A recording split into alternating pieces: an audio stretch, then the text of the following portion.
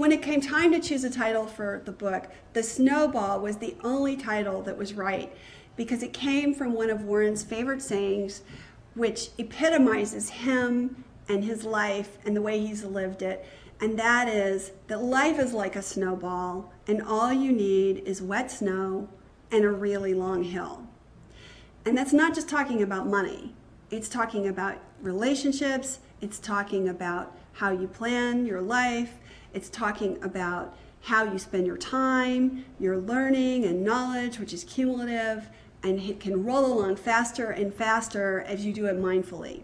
The impetus for writing the book came about in the spring of 2003 when another writer approached me to collaborate on a book about Warren Buffett.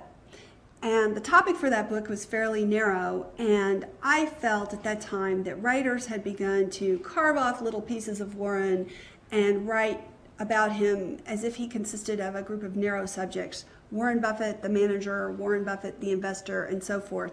But I saw him more as a comprehensive whole. In thinking through this book idea, it suddenly struck me, that's not the right book. The right book is, and the idea for The Snowball just sprang into my head, almost fully formed.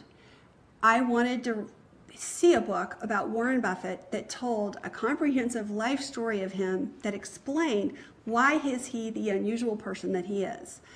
Why is he someone who is so rich yet doesn't really care about spending money for its own sake? Why did he grow up in this very right-wing Republican family and yet become a liberal Democrat? Why is he someone who believes that rich people should pay taxes? Why is he someone who is so grandfatherly in his persona and yet clearly has this tough, steely business side? There were all of these little paradoxes about him. And he was also somebody who had a life that was clearly worth emulating in many ways because of his successes, both in business and personally. He had so many friends. He had obviously created a very successful life for himself. I wanted to see the book that explained all that. So I suggested this book to him, and he asked me who should write it. And I said, you should. And he reminded me what he had told me several times before, that he was never going to write a book. He asked me again, who should write this book? And I told him that I realized that nobody but me would ever write this, because no one but me would ever have this very comprehensive idea, most likely. And he said immediately, if you write it, I'll cooperate with you. That changed everything. That meant he would do unlimited interviews with me. He would make his friends and family available to me. I would be able to rummage through his file room to my heart's content. And at the time, he was 73 years old, so there was no time like the present. In the end, I decided this book should be written, and I decided to do it. The length of the book is largely a function of the fact that it's narrative. I've taken my 300 or so hours of interviews that we did formally, and I've put pieces of that into the book to give the reader an intimate experience of being with him, so you feel that you've sat down and had a nice, long, leisurely dinner with Warren Buffett.